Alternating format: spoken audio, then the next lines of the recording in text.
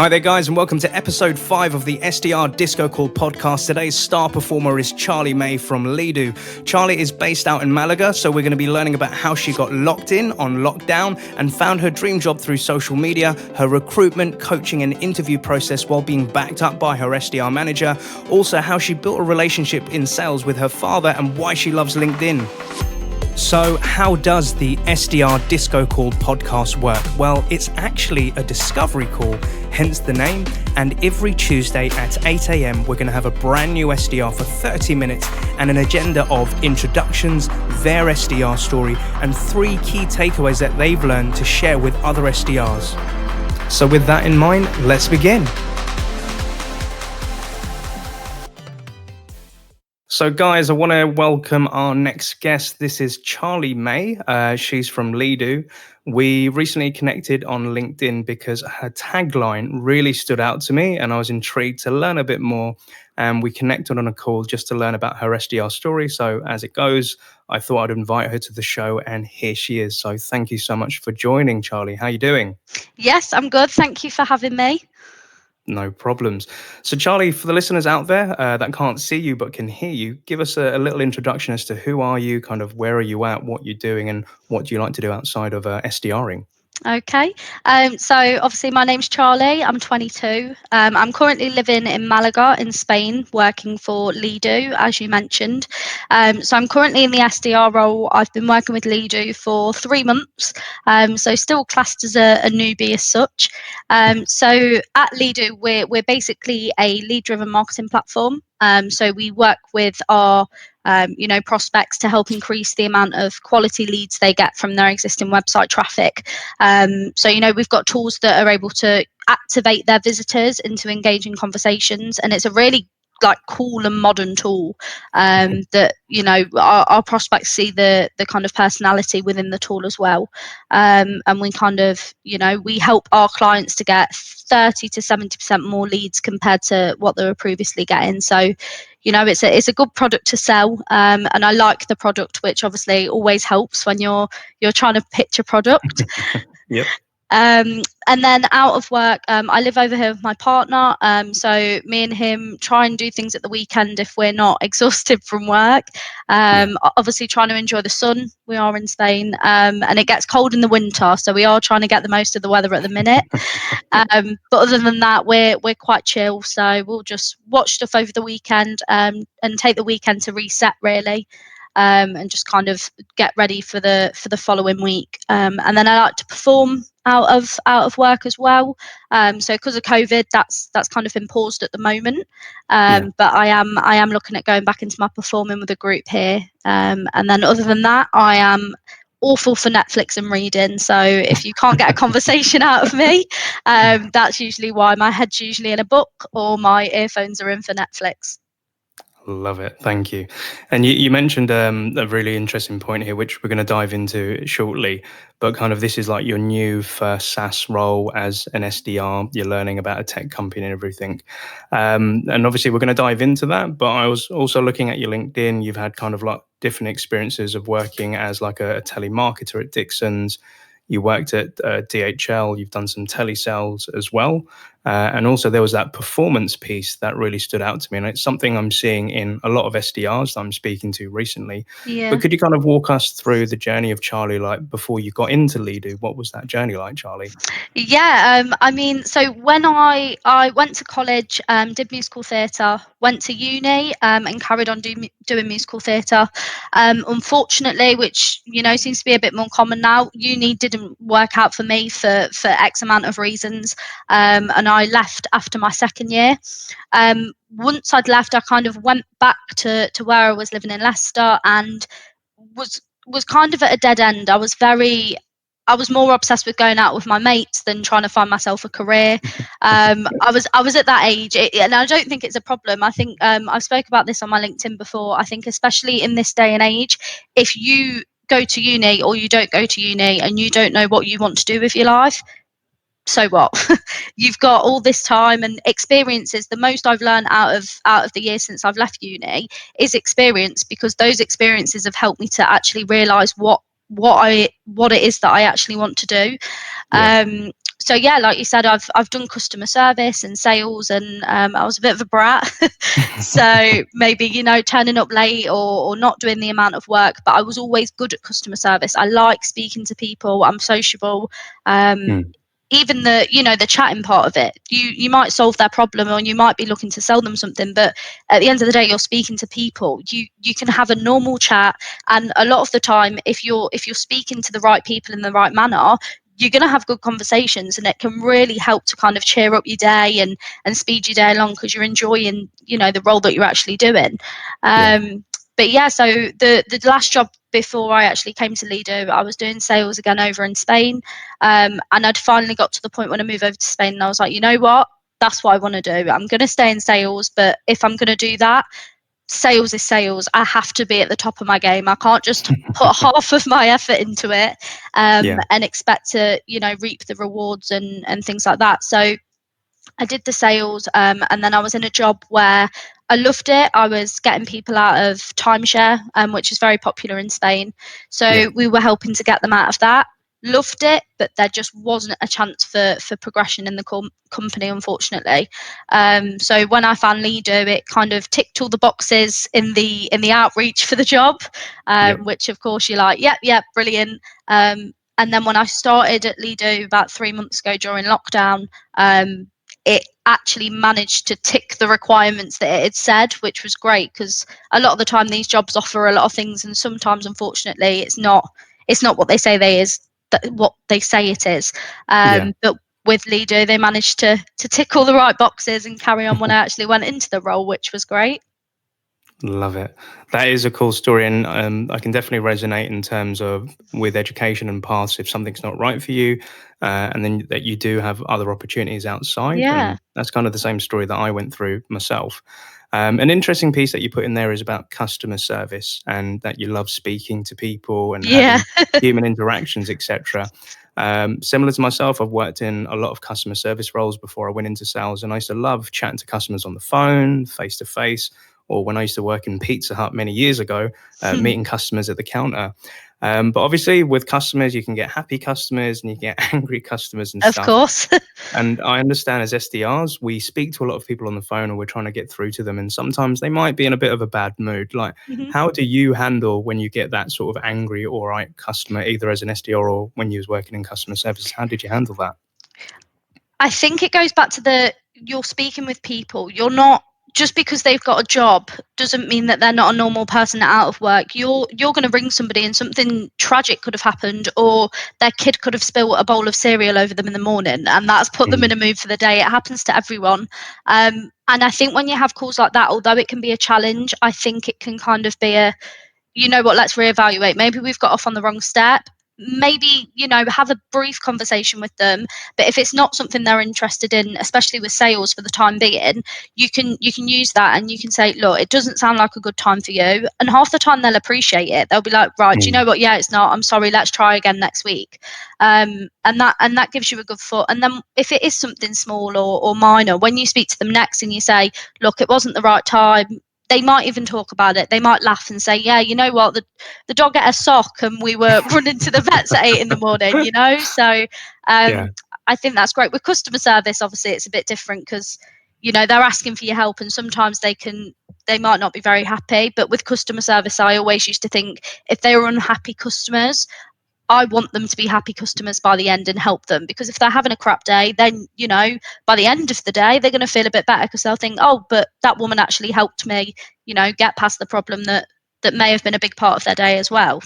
And going back to what you said about relationships, I mean, some of the best kind of closers that I've had, whether it's been like right at the beginning of my sales journey, they might be people that I've had 4 or 5 calls with over the space of 6 weeks, but I know about their kids and what's going on at home, and you build that much of a relationship that when you actually kind of pass them on and they're going to be a closer, you get a bit upset about it because you're like, oh, do you know what that was like? That was my friend that I spoke to once a week. So it's great to have that aspect in sales where you feel like you're doing something for them and you're reaching something for them, but it's still, you've been able to build that relationship and give a good name on the brand as well. If they've worked with a brand and they've had a good experience, they're going to recommend it to people and they're going to want to go back as well. 100% agree, Charlie. And I think if you're able to do that in your current role today as well, and you speak to people at Lido, and when you move on to your next SaaS journey or your next company and you're building out this network, these people will remember you, that when you want to reach out to them to introduce, hey, I'm working at a new company, this Yeah, is kind of what you do, it's going to be an easier conversation to have. yeah, So definitely. I absolutely love it. And also, if we go back to like where you said, okay, you came to Malaga, you was working in the timeshare place, and then you found Lido and you said, right, it's sales that I want to do. I remember you kind of telling me in our chat earlier in the week that you used to work with your father and his company, and he kind of gave you a bit of advice. I'd love for the listeners to be able to hear that story, kind of what was going on there. Yeah, so it was funny actually. I worked at Wix with my dad. So my dad was actually dealing with the kitchens and bathrooms. So he was doing the whole journey. So obviously speaking to the clients, looking at designing their kitchen and bathroom, and going right through the process. And I remember when I worked there, I was doing the customer service. So I was doing the tills, and it was a really funny experience actually, because obviously my dad was in the office, kind of doing the kitchens and bathrooms. And on my lunch break, I'd be like, Dad, should we go get a McDonald's? And everyone would be like, oh, great. So you've got your dad here. Like, and it was nice to build that relationship with my dad as well. It's not something I'd recommend completely long term, working with my dad for years and years. But it was lovely to have that experience with working with my dad. But because my dad's he's always done kitchens and bathrooms and sales and that kind of background. I think I take after my dad in a lot of ways with my personality. So Mhm. when he sells, I think a lot of his attributes I've actually got from him in that sense. Mm. So when I got to a bit of a later age, Dad said to me, "What about sales?" And at first, I kind of just said like, "No, that's not me. Like pushy sales. No, I'm Mm. not about that." And then I ended up listening to my dad's advice and went into this sales kind of experience. And it was great to be able to go home and speak to my dad about it and him understand what I was saying. Mm. To go home and be like, oh, I've got this client and this happened. And my dad actually would go through the journey and give me, feedback and give me tips and advice on how to help. But yeah, so I guess I kind of owe it to my dad really that I'm in sales, if we speak in that sense.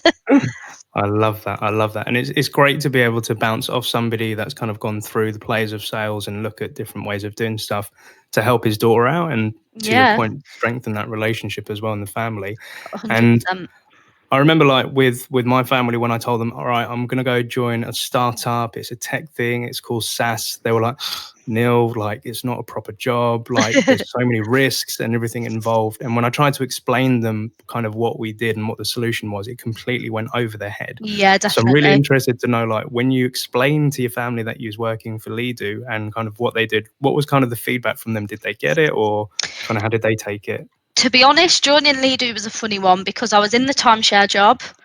Mm. And then we went into lockdown in Spain. And when I say lockdown in Spain, I mean you were allowed out for the chemist and the supermarket. You weren't allowed on Wow. walks. You weren't allowed out. It was awful.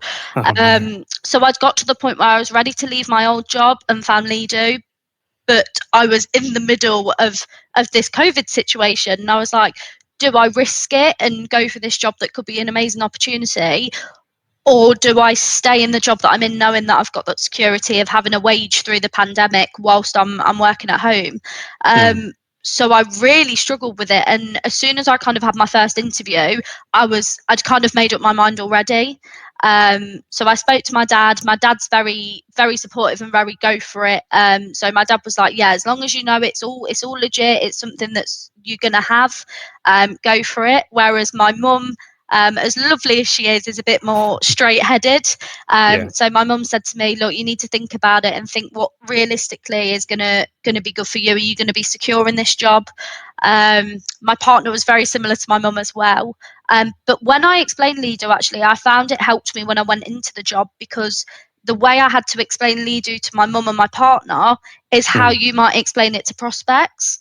Yep. So making it simple and really getting to the bottom line of what Lido does, to be able to then explain it to my mum and my boyfriend, really helped when I actually got into the role, because I think it made me understand more to begin with. Yeah.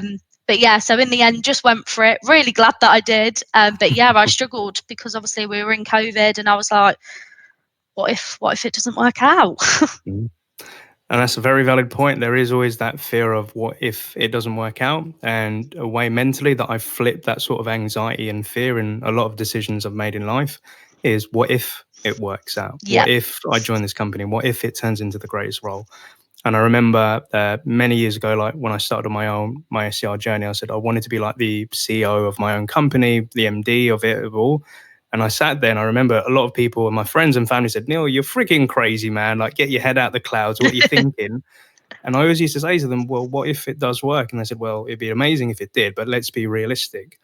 And I've also learned that sometimes when you have that passion or that spark on the fire to go achieve something, to your dad's point, just go for it. Yep. But I'm very happy to see and hear that you did go for it and you're still doing the role so well done. And also, you mentioned something very, very important. It's like if you're able to explain simply what you do to your friends, your parents, your grandparents, that's exactly the best way to speak to a prospect, I think, because if you're on the phone, they're on the other side of it. They haven't got a demo in front of them. They don't have a website. You need to perhaps in 30 seconds to a minute kind of explain what it does. So a really good acronym that I got taught by the CEO of Showpad was KISS, KISS, which is Keep It Simple, Stupid. Yep. And I've always tried to do that with discussions, and I'm guilty of it. Sometimes I get too caught up because I'm so passionate about it. Yeah. But I love to hear it. And obviously, like with going through that process and joining Lido, like how did you come across Lido, and kind of what was that interview experience like for you? Yeah, so when I actually found the job initially, it was on a Facebook ad. And I don't think I was actually looking for a job at the time because, as I said, I was happy in my role and I wasn't looking to kind of go elsewhere. And I found a Facebook ad which then took me onto the site. And then they used an in-page bot, which is one of the conversational tools that we used. And it was able to give me like a pre-interview, but in quite a cool way. It's not something that I've ever experienced before. Wow. And the technology of it is embedded into the job role, but it asks questions in a really personal way, and it's like a cool way to associate. So they tell you what they want from you, but then they ask the questions, and it kind of gives you the drop down option. So how many years experience have you got? And it's a really fun interactive way, I'd say, to kind of apply for a role. And for saying that was the first kind of interaction that I had with Lido, I was already enjoying it. And I was like, this is great. And I remember actually, because of the process of the interview, I then actually spoke to my family about it. And although I'd not heard anything yet, I was so like, oh, I had this interview and it was really cool. And my mum was like, have you spoke to somebody? And I was like, no.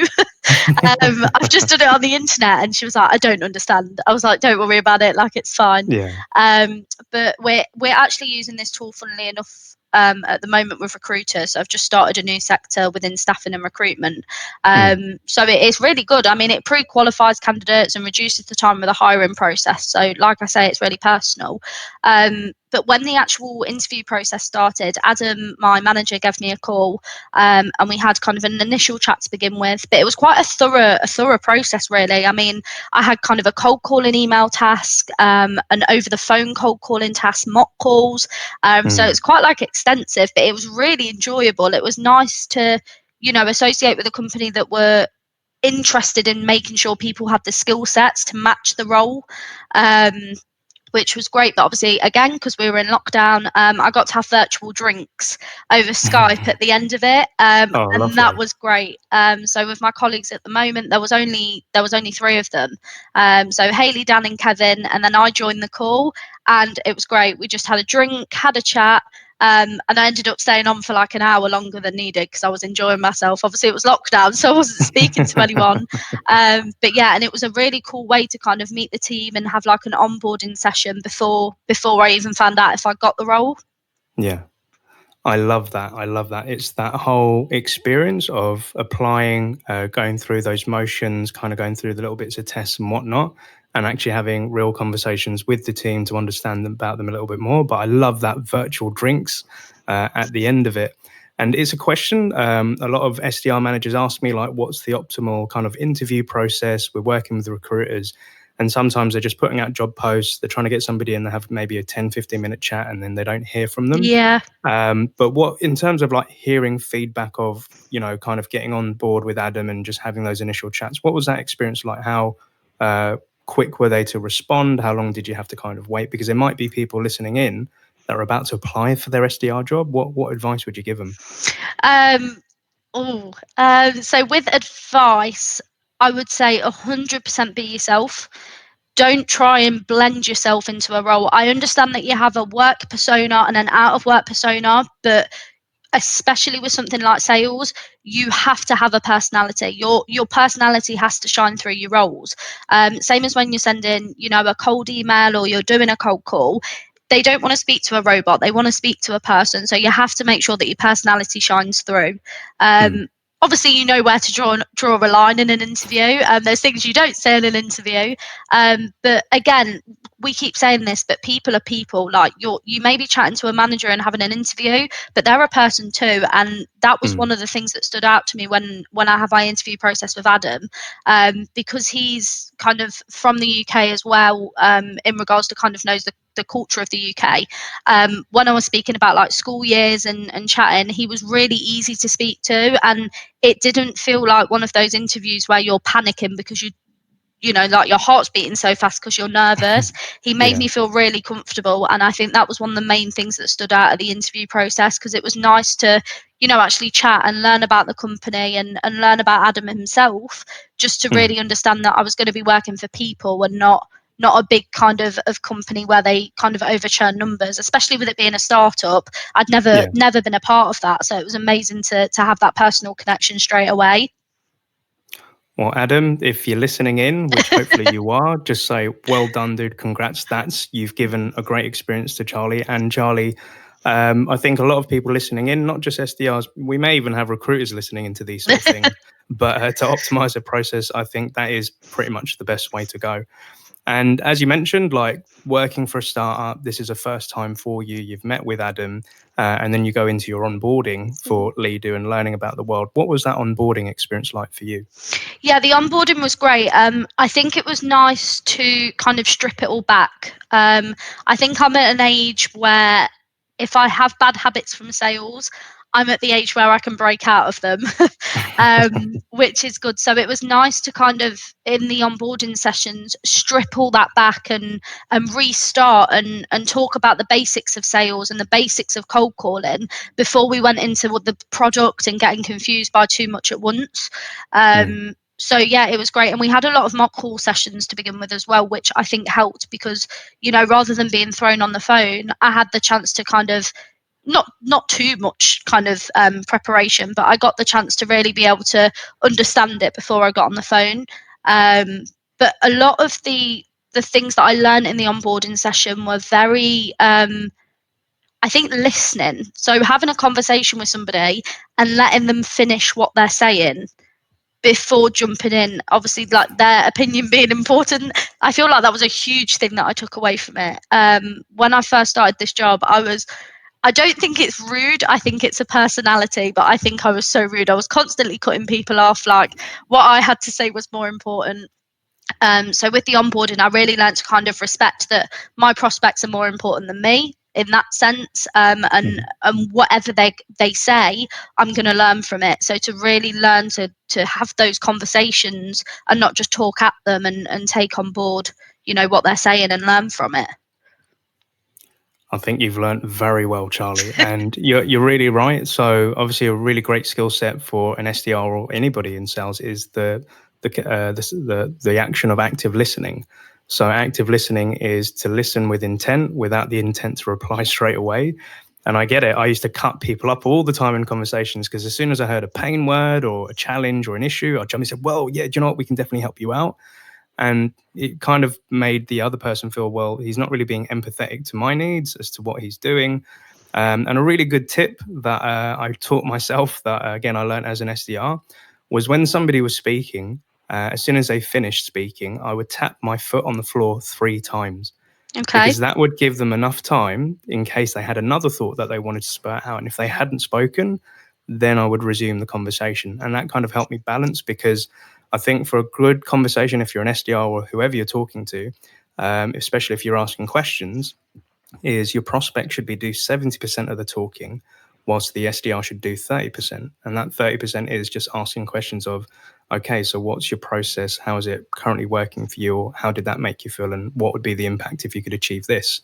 And just letting your prospects unload. And I think the best analogy that I've got is that we're kind of psychiatrists in sales, where our prospects come in to sit on a couch and they want to unload their mind and tell us about their problems. And if you think about psychiatrists, they can get paid up to £200 to £300 an hour just for saying a couple of words.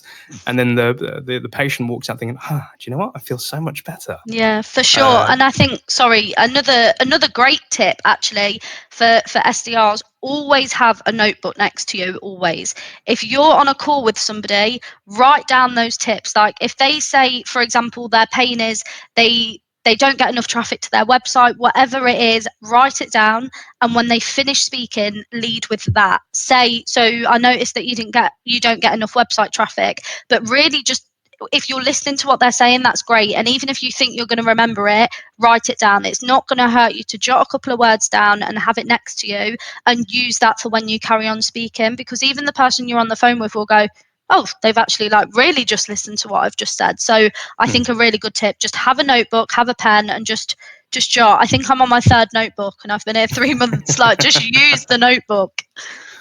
I love it. And I 100% agree. It's really important to keep notes. What I used to find is I used to take my notes on my laptop, on my Mac when I was in calls. And then I learned that if you actually write notes down, like you said, in a notepad, you can actually recall memories and emotions more from when you had that conversation. But maybe something you can help the other SDRs out in. A lot of SDRs tell me, Neil, it's really difficult to listen to somebody, to take notes, to write everything down, and then look back up at them and ask questions. And I'd always say, do you know what, just bullet point the words that you've heard. But how do you keep notes and how are you able to do 2 things at once, Charley? I'll be honest, my notebooks are so scruffy. They are awful. It's not something you look at to learn something. It is just random words all over the place. One thing I'll tend to do kind of like you said, bullet points or a little cloud, and just put a couple of keywords. I think if you put keywords, you don't have to write full sentences. Your brain's clever. If you write one word, as soon as you look at that word, more times than not, you're going to understand what you've meant by writing that word. So I would say just keep it short, keep it sweet, just write yourself a couple of words and you'll retain it. You'll understand as soon as you look at it. It's only going to have been 15-20 seconds before that they've said it, so you don't need to be writing long sentences and getting yourself distracted. Just keep it short and sweet and it will help. Love it. Thank you so much for that, Charley. So another thing that I'd love for the listeners to learn about yourself is when I looked at your LinkedIn profile, like you want to kind of help other SDRs, and you said in your tagline, I want to put the fun back into SDRing. Kind of what's your ambitions or aspirations of how you want to help other SDRs? Kind of what's on Charley's plan? I'm not sure really. I think when I started, I'd never used LinkedIn. I didn't really know my password. I didn't know anything about it. But I'm quite a creative person, and I think LinkedIn is such an amazing tool to be able to use for work, because it's such an amazing platform. You can talk about yourself, you can talk about other people, you can try and be motivational, and there's all these different things that I love LinkedIn. I think it's a great platform. I'm not promoting it, but no, I think it's a great platform. And the main thing that I wanted to do was kind of just not coming from a confidence point of view, because I've not been in the SDR role that long, but if I learn something from my SDR role and I can pass it on to one person, that's me being able to help one person. And I think if you can do that whilst being creative, then that's great. You can do that. But I actually did a LinkedIn training session this week. So cool. the first training session I've ever done with our newbies, and Adam kind of trusted me to take the plunge. So I set up a little presentation about LinkedIn, and I left the training and thought, God, these guys are going to think that like I'm bugged by LinkedIn. I just kept talking about how great it was, and I just think as in a sales industry, it is just such a great tool. Whether it's, I've connected with a lot of SDRs recently, and that's not from a prospect point of view. That's from I really want to make sure that my LinkedIn, I've got as many SDRs on there as possible, because that's who I'm working with in essence. And I want to really build my relationships with SDRs. So my end goal, I would say, is to have a big network of SDRs that can use my information to learn from it, but also let me learn from them. I mean, everybody learns from each other on LinkedIn, and that's what I like. But I do think it's very important to think with LinkedIn, when you start a role, or if you're in a role, there is so much information on LinkedIn that you can't let yourself drown in it. If you feel like you're drowning in it and there's too much advice and too many tips, just take a break, take a step away from it, because it's a great tool, but it can be overused, and I think it can confuse people more sometimes because there's so much information out there. So I'd say it's a great tool and use it, but if you do ever feel like you're getting overwhelmed with the information on there, just take a step back and leave it for a few days until you revisit it. I totally agree with you, dude, because I was guilty of that last night. So I agree that it's a great networking tool. You can be speaking to lots of people. You can read a lot of blogs and articles, and it's a free library of information, right, for us in sales. But the other day I kind of went down a dark rabbit hole where I clicked onto one post, I then went over, and I started this probably about 11:30 last night when I was doing some work. And then it got to like 2 a.m. and I looked at my clock. I was like, oh my God, I need to get to bed. So I like your idea of step away, switch off. And there is definitely some tools out there that you can add to Chrome to kind of kick off from reading too much and being online too much. But for you, like you said, you're looking to connect with other SDRs and build a network in this community, which is really cool and I love. What stands out to you, like when you look at an SDR's profile? What are the things that make you think, oh, do you know what? I'd love to chat to that person or learn a bit more about them. Yeah, I think it's different for different people. I might not like what you like on LinkedIn, for example. For me, I am ultimate cheese. So motivational posts, motivational videos. If it's something that I'm going to come in the morning and I'm going to look through my LinkedIn post and I'm going to see something that either adds value to my job or is going to motivate me on a Monday morning, I'm gonna want to connect with you, because if you're using that platform for positivity, that's fine, be on my network, like 100%. I think with the day and age that we're in, you're always going to find negativity, that it's everywhere, whether it's on LinkedIn or Facebook. So I think it's important to not dwell on it, not dwell on the negativity, try and find the positive parts of LinkedIn. So at the moment, that's what I'm trying to do. I'm just trying to connect with as many positive people as possible. I think networking can come later. If you're looking for prospects on LinkedIn, as great as I think it is to reach out, for me at the moment, that's not my ultimate goal. I want to become my personality on LinkedIn before I reach that next step. So yeah, but I think it's just a great tool. I love it. It sounds like you're the beginning of your journey of being a social sniper. But as you mentioned, building your brand identity, getting your brand equity so people kind of know you for who you are. And I love that whole positivity mindset and vibe that you want to put out. That's what attracted me to come to your profile, because as soon as I saw that, I was like, this dude is screaming positivity. I want to learn more about them. And I think equally, to your point, yeah, we can use it to connect with prospects. I do it for myself, for my business, and I do it with my clients as well. But if you can take that sort of mentality for your prospects, they're people that will want to connect with you in that field. So if it's marketeers, CMOs, or kind of like lead demand gen, then that's what you want to do. You're not just another salesperson with a product, because we've got a website that shows all of that. And we want to know, what value can Charley add? And I can definitely hand on heart guarantee that you're going to add a lot of value to your customers as well as your network. So I'm super excited to see you grow with that. So as we're coming towards the end of our lovely session today, what 3 bits of advice would you give to the Charley of 3 months ago, who's about to start this SDR journey, and kind of what things have you learned that you'd love to share with the listeners? Okay. So this is quite hard for me, because I try and think back to where I was 3 months ago mentally out of work and where I am now. And I was in quite different places. So I try and put the pieces together a little bit.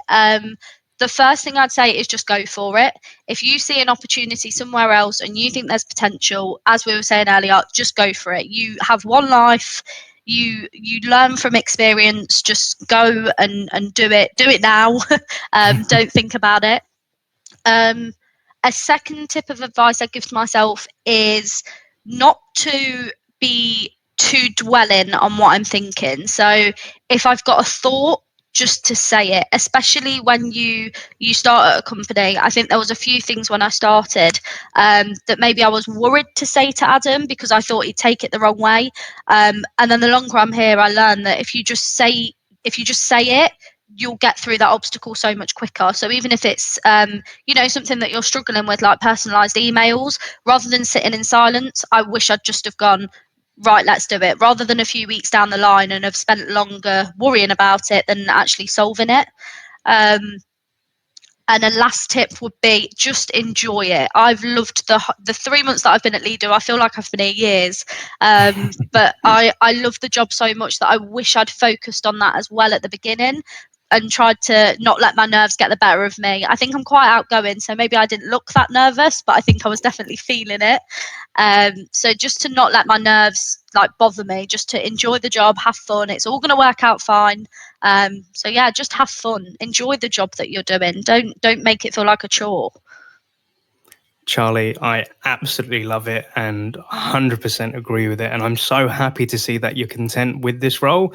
And as you said, you wish you did certain things in the last 3 months. You definitely have the next 3 months to implement all of these. And I'm really intrigued, and I'd love to have you back in as another guest to kind of hear what's going on with Charley, how things have progressed, because this is going to be an exciting journey. We'd love to follow you with this. So for the listeners out there, because obviously Charley's somebody who is very socially active, she's on LinkedIn. Charley, what would you say for the listeners out there who want to connect with you? What's the best way to get in touch with you, or kind of what's the best way to connect? Just connect, just do it. I'm not, to be honest, with LinkedIn, at the point I'm at now, I'm not on like a 30,000 follower basis. Any connection I'm happy to have. Yes, maybe we'll use yet. Any connection I'm happy to have. So honestly, just send me a connect on LinkedIn. If you want to chat, send me a message. That's absolutely fine. And yeah, just connect and we'll have a chat. I'm happy to speak to anyone, and I'm happy to have kind of anyone on my network. Thank you so much, Charley. So guys, I wanted to say a massive thank you to Charley May from Lido as being one of our SDR guests on the SDR DiscoCall podcast, and we will definitely be having you back in as a future guest. But Charley, I just want to say again, massive thank you, happy selling, and best of luck. Perfect. Thank you for having me. I've really enjoyed it.